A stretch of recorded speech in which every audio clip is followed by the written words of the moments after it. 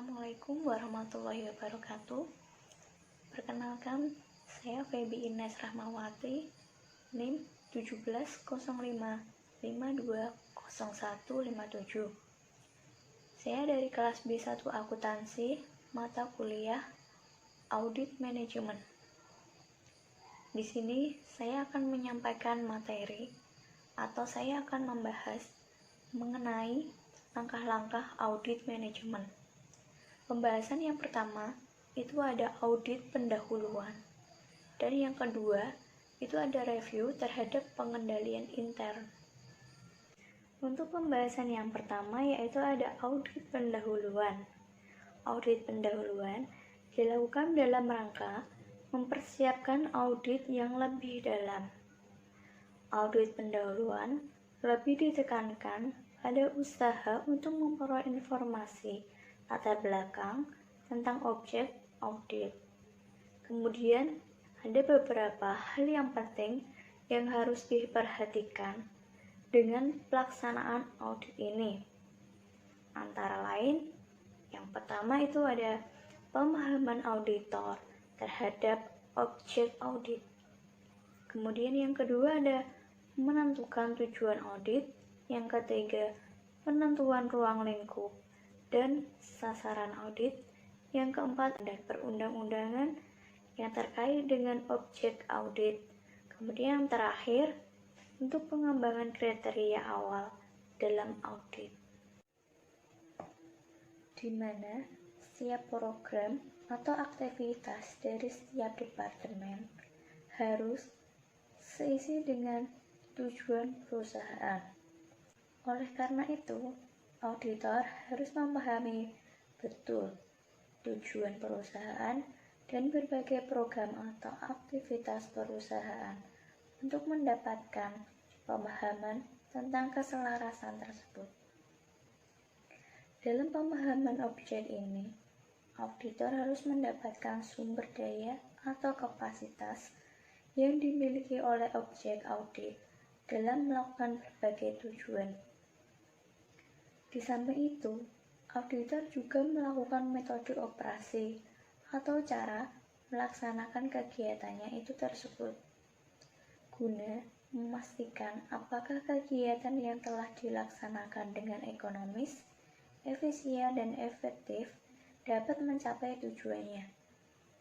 Kemudian, auditor juga harus membuat kesimpulan sementara secara umum. Dalam tahapan ini dapat diperoleh berbagai informasi seperti indikasi, kelemahan perusahaan yang perlu diperbaiki, yang nantinya bisa dijadikan sebagai dasar serta bukti-bukti audit. Selanjutnya, auditor harus mengkomunikasikan dengan atasan, pengelola, atau pemberi tugas audit tentang pemahamannya terhadap berbagai program atau aktivitas audit untuk menghindari kesalahpahamannya tersebut. Komunikasi ini akan lebih efektif jika dilakukan secara tertulis dengan meminta tanggapan pemberi tugas atau audit tentang hal-hal berikut ini. Yang pertama itu ada informasi yang mendukung tujuan audit. Yang kedua ada informasi yang mengarahkan ruang lingkup audit. Yang ketiga ada informasi yang mengarah pada sasaran audit. Di samping itu, untuk mendapatkan tanggapan tentang hal-hal tersebut, auditor juga harus mendapatkan tanggapan tentang kesimpulan umum yang telah diajukan untuk lebih memantapkan hasil kesimpulan auditor. Jika auditor memiliki wewenang yang besar untuk menentukan tujuan audit, maka harus memperhatikan dengan cepat tentang arti penting dan risiko yang berkaitan dengan audit tersebut.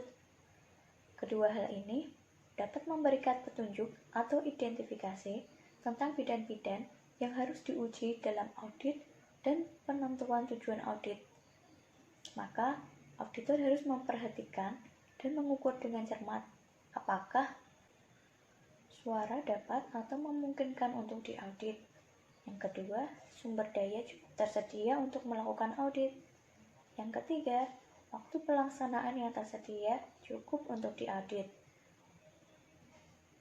Faktor-faktor ini memberikan gambaran kepada auditor tentang apakah audit dapat dilaksanakan dan dapat terselesaikan dalam waktu yang telah ditentukan. Arti penting program aktivitas sangat berpengaruh pada rangka penentuan tujuan audit. Besarnya anggaran yang dikelola dalam program atau aktivitas, kebijakan-kebijakan penting yang mendasarinya, dan adanya aktivitas yang memerlukan perbaikan harus diperhatikan dengan baik.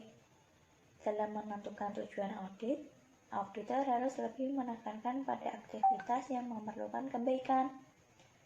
Penentuan tujuan audit harus memperhatikan berbagai resiko kegagalan yang mungkin terjadi, baik resiko tidak tercapainya tujuan objek maupun tujuan audit itu sendiri. Yang pertama, tujuan objek audit yang beraneka ragam dan tidak berkonsisten. Yang kedua, tujuan objek audit yang kurang jelas. Yang ketiga, kegiatan objek audit yang rumit dan kompleks. Yang keempat, pengendalian yang lemah.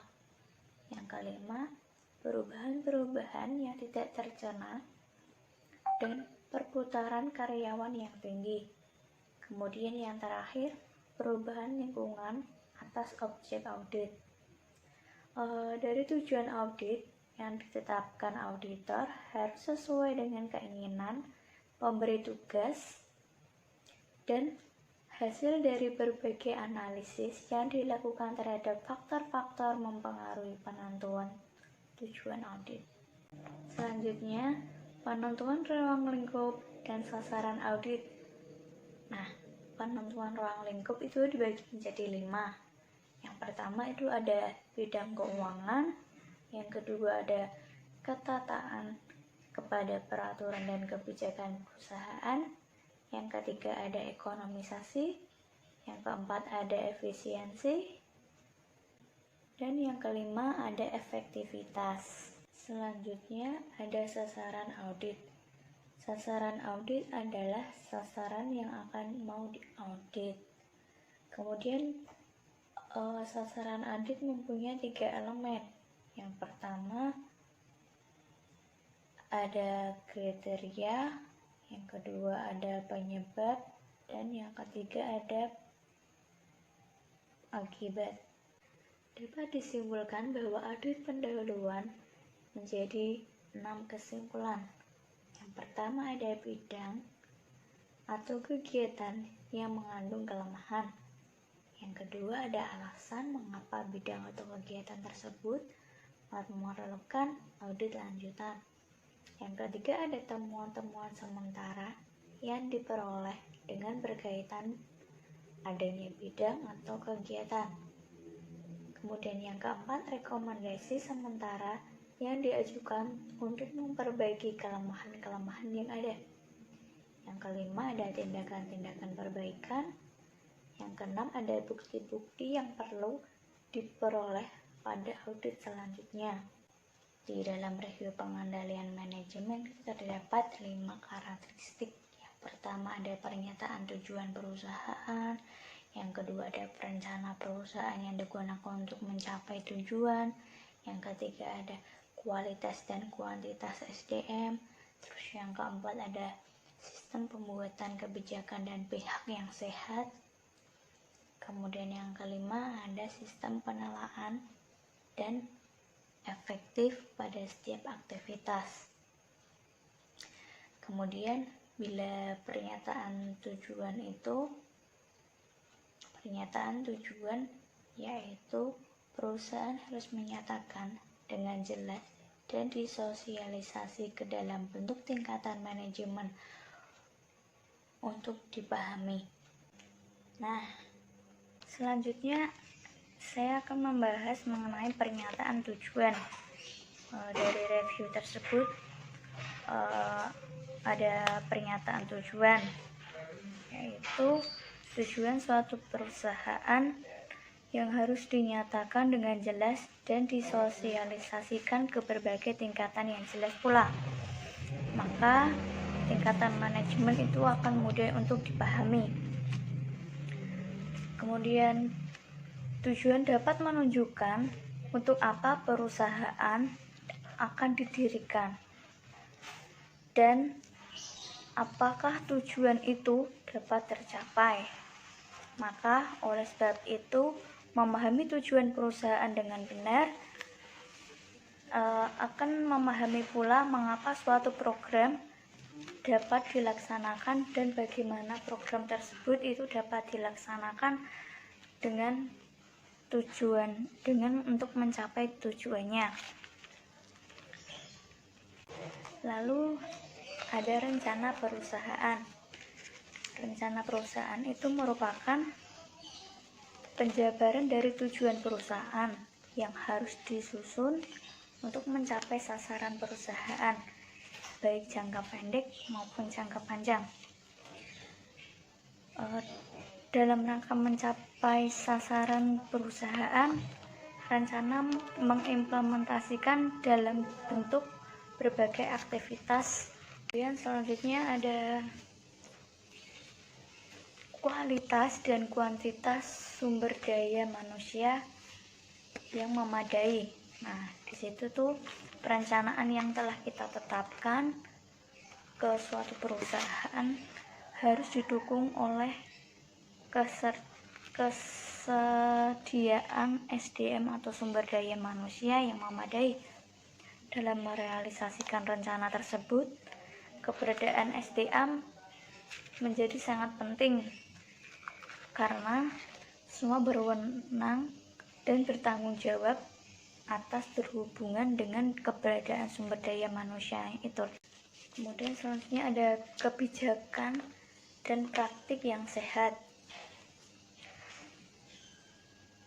Di dalam berbagai kebijakan dibuat untuk kelangsungan praktik yang sehat di dalam perusahaan tersebut.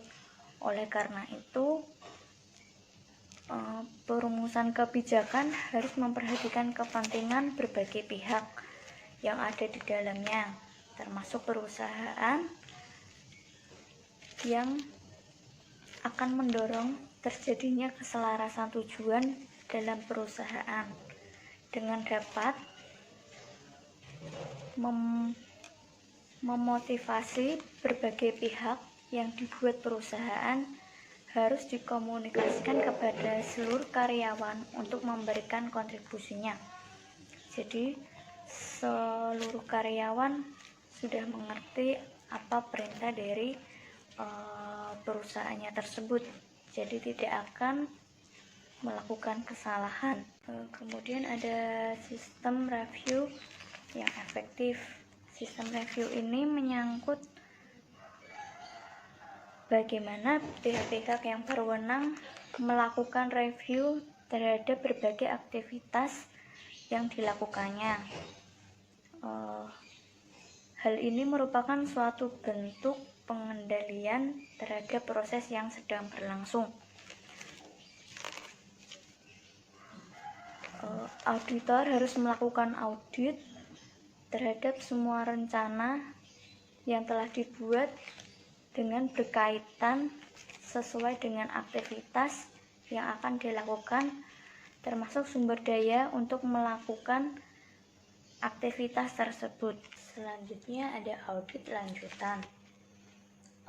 Di dalam audit lanjutan itu bertujuan untuk memperoleh bukti yang cukup untuk mendukung tujuan yang sesungguhnya atau yang telah ditetapkan berdasarkan hasil review dan penyajian pengendalian manajemen. Di dalam audit lanjutan itu akan membahas mengenai materi-materi, mengenai tambahan informasi latar belakang, memperolehnya bukti-bukti, membuat ringkasan dan mengelompokkan bukti-bukti, kemudian ada mengelompokkan temuan dalam audit lanjutan, dan terakhir itu perubahan luas dan arah pengembangan temuan di dalam audit manajemen tersebut. Kemudian untuk pembahasan yang terakhir itu ada pelaporan. eh, saya akan menampilkan bagan dan alur dari pelaporan-pelaporan itu. Pada gambar 1.5 yaitu langkah-langkah untuk mengaudit. Yang pertama itu ada pelaporan. Pelaporan itu dibagi menjadi 3. Yang pertama ada pelaporan ekonomisasi.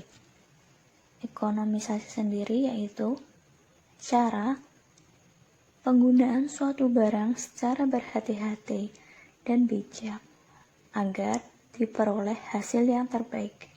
Kemudian yang kedua itu ada efisiensi. Efisiensi adalah bertindak dengan cara yang dapat meminimalisir kerugian atau pemborosan sumber daya dalam melaksanakan atau menghasilkan sesuatu. Kemudian yang ketiga ada efektivitas. Efektivitas adalah produk akhir suatu kegiatan operasi telah mencapai tujuannya, baik ditinjau dari segi kualitas hasil kerja, kuantitas hasil kerja, maupun batas waktu yang telah ditargetkan. Kemudian, dari pelaporan, alur selanjutnya yaitu menuju ke audit pendahuluan dan menuju ke pengujian dan review SPM, kemudian audit lanjutan, dan kembali lagi ke pelaporan. Selanjutnya, setelah adanya langkah-langkah audit, sekarang kita membahas tentang tindak lanjut auditnya itu tersebut,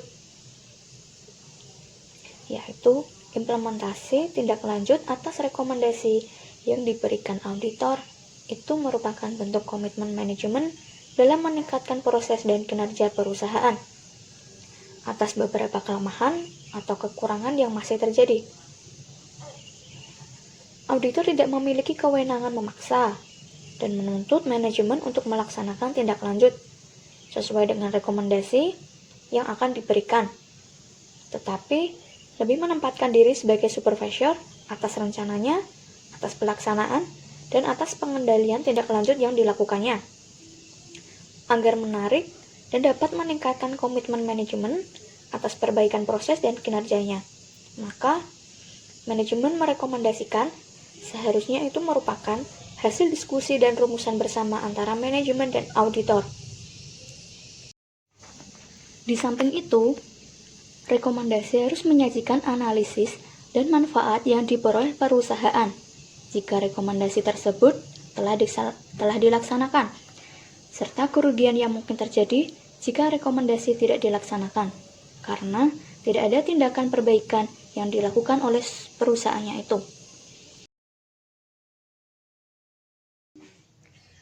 Cukup sekian pembahasan yang dapat saya sampaikan mengenai materi audit pendahuluan dan review mengenai review pengendalian intern. Demikianlah yang dapat saya sampaikan. Apabila ada kesalahan kata, saya mohon maaf yang sebesar-besarnya, karena saya hanyalah manusia biasa yang tak luput dari semua kesalahan. Sebelumnya, saya berterima kasih kepada dosen saya, audit manajemen, yaitu Bapak Arif Himawan, yang telah memberikan tugasnya kepada kelas kami, yaitu kelas B1 Akuntansi di Universitas Tikubang Unisbank Semarang. Cukup sekian. Wassalamualaikum warahmatullahi wabarakatuh.